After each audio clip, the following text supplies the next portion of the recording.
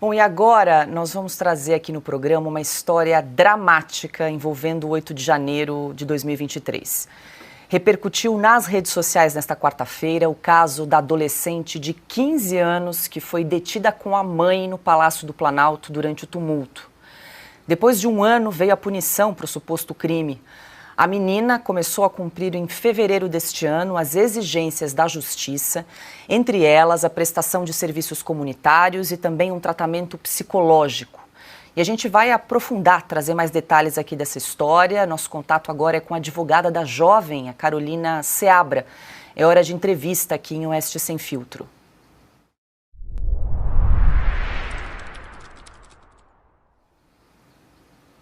Doutora Carolina, muito boa noite, seja bem-vinda, muito obrigada pela entrevista.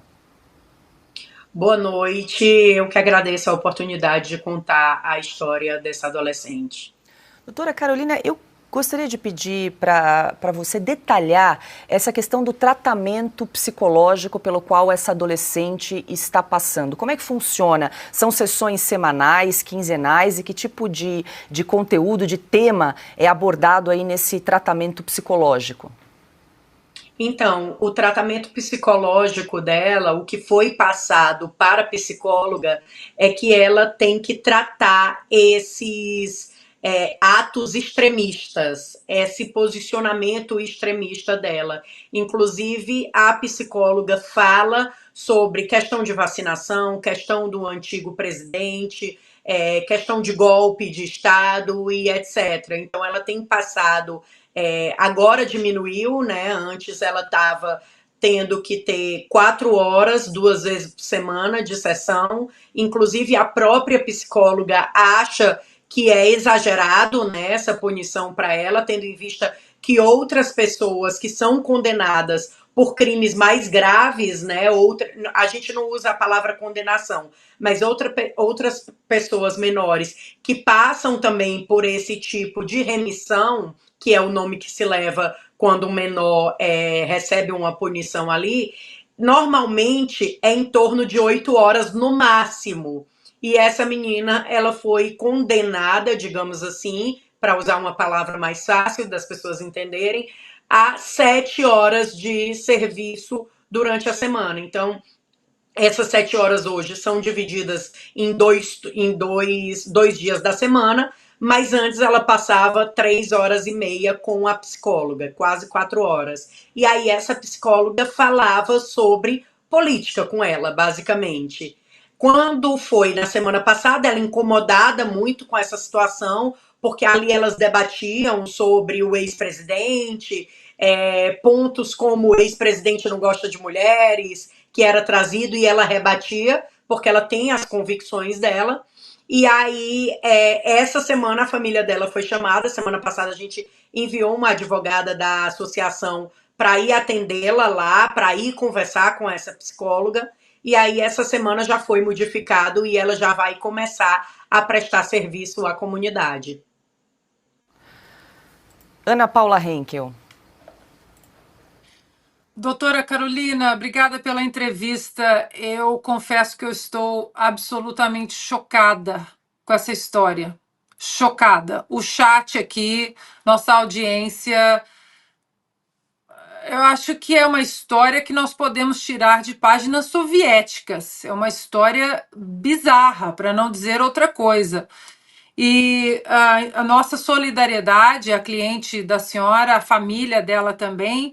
E, doutora Carolina, se a senhora puder contar a maneira como essa adolescente e a mãe ou o parente ou as pessoas que estavam em torno dela, como eles foram detidos, eu acho que é uma curiosidade também do nosso chat, esse trâmite todo, desde da apreensão da prisão ali no 8 de janeiro até agora uma adolescente cumprindo medidas socioeducativas por causa de manifestação. Ana Paula, na verdade, o mais estarrecedor vem agora, né? Se já é bem estarrecedor a história dela tá passando por esse tipo de abordagem, eu fiquei escandalizada quando entrei no processo dela. O processo, ela foi detida no dia 8, né, para contextualizar, junto com a mãe. Ela foi para uma manifestação pacífica. Após ela passar pela revista dos policiais, eles encontraram aquele cenário que é retratado por todos, que era bombas sendo ateadas por helicópteros e etc. E elas buscaram abrigo na coberta do Palácio do Planalto, onde as duas foram detidas. A menor foi levada para uma delegacia e a mãe dela se juntou com as outras maiores e foi levada para outro lugar. Essa adolescente ficou sozinha na cela por mais de 24 horas, né? Porque a irmã dela veio buscá-la no dia 9 de janeiro, aqui em Brasília. Ela estava numa cela sozinha, a policial teve a sensibilidade de colocá-la só, porém, tinha dito para ela que as pessoas costumavam se enforcar dentro dessa cela. Então, ela passou a noite toda acordada, sem conseguir dormir, sem conseguir ter sossego, claro, até porque não sabia o que é que tinha acontecido com a mãe dela. No dia 9, ela passou pelo Ministério Público. O Ministério Público, no dia 9, às 17 horas e 15 minutos, deu um parecer que não era caso de internação, que ela deveria ser liberada, mas que deveria cumprir a remissão tanto de liberdade assistida, como também medidas socioeducativas, que também é exagerado, por suposto crime de golpe de Estado. E aí, no mesmo dia, às 17h53, o juiz substituto da Vara da Infância e do Adolescente aqui de Brasília deu a sentença dela, mandando ela passar por esses dois procedimentos, que é a liberdade assistida, com acompanhamento da psicóloga, e essa medida socioeducativa de fazer serviço para a comunidade, prestar serviço para a comunidade. Quando ela foi buscada pela irmã, no dia 9, ela sofre de TDAH, a irmã disse que ela estava em estado de choque. Ela, com os olhos bem assustados, não conseguia falar, não conseguia relatar o que tinha acontecido e demorou mais ou menos uns 2 meses para que ela voltasse ao normal. Doutora Carolina, Adalberto Piotto também tem uma pergunta. Doutora, eu preciso dizer isso aqui, eu tenho quase 34 anos de jornalismo, eu não tinha ouvido nada na minha vida tão estarrecedor. Claro que eu, por força da profissão, cobri tragédias, cobri crimes graves, aqueles mais, mas eu nunca imaginei que o Estado ia pegar um jovem ou uma jovem de 15 anos de idade e colocar na cadeia dessa maneira, e mesmo depois de entender que ela não podia ficar na cadeia, que ela não dormiu porque a ela foi dito que as pessoas se enforcavam, o que é uma violência psicológica que, de novo, eu não tenho informações de casos semelhantes, nem de longe cheguei a imaginar tal coisa, mas me permita só entender, a psicóloga tentava induzir a jovem a qualquer procedimento, porque aí nós estamos falando de mais um problema, ou não, ela só tentava abordar, porque assuntos de política não são assuntos de tratamento psicológico.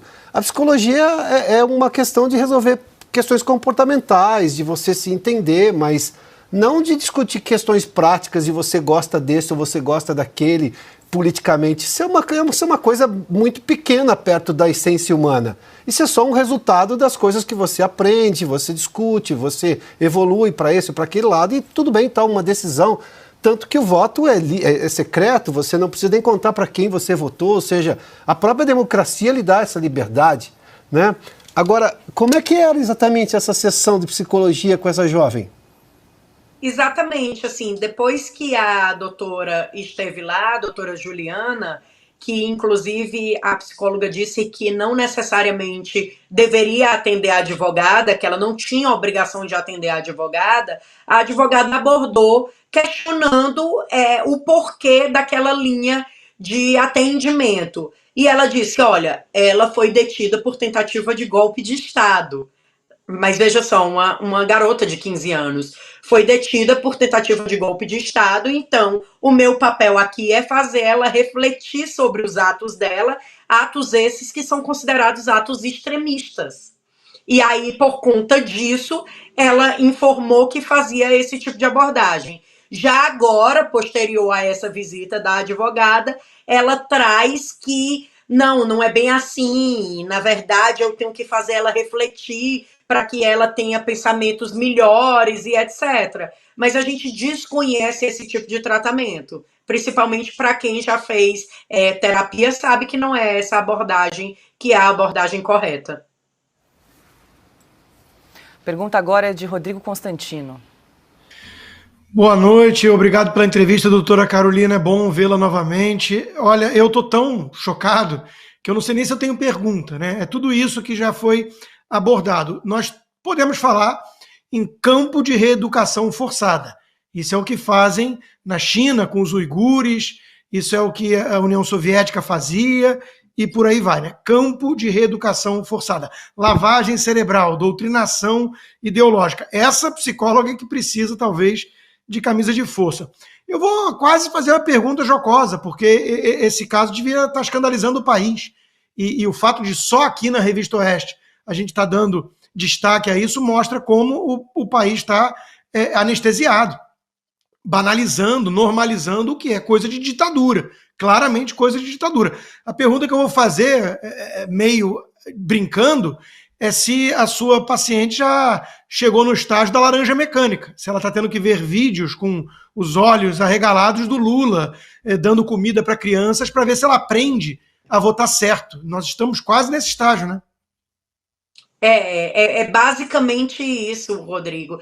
Ela está passando por uma sessão, poderíamos até dizer que uma pequena sessão de tortura, né? A partir do momento que você vai para um lugar onde você não concorda absolutamente nada que a pessoa fala e você também não tem o direito ali de rebater. É uma situação muito complicada mesmo para essa adolescente. Fora o trauma que ela já passou da detenção, a mãe dela também foi detida, ficou 8 meses presa. Então, assim, é um trauma que vai ser muito difícil de depois tratar.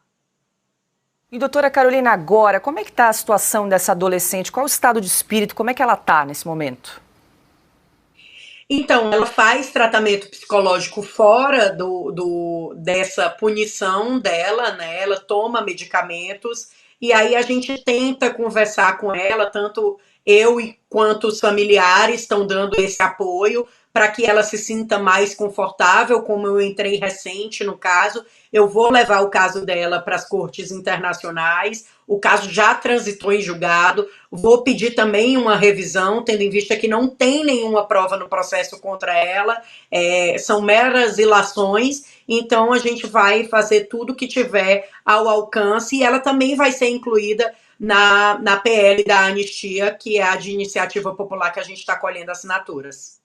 Perfeito. Olha, doutora Carolina Seabra, muita gente se manifestando aqui no nosso chat, de Oeste Sem Filtro. O André Luiz Rocha Nascimento disse isso é tortura psicológica contra uma menor de idade, tem que ser levado ao tribunal de Haia. Enfim, muita gente manifestando a sua indignação em relação a esse caso. Agradeço muito a sua atenção e a entrevista aqui nessa noite.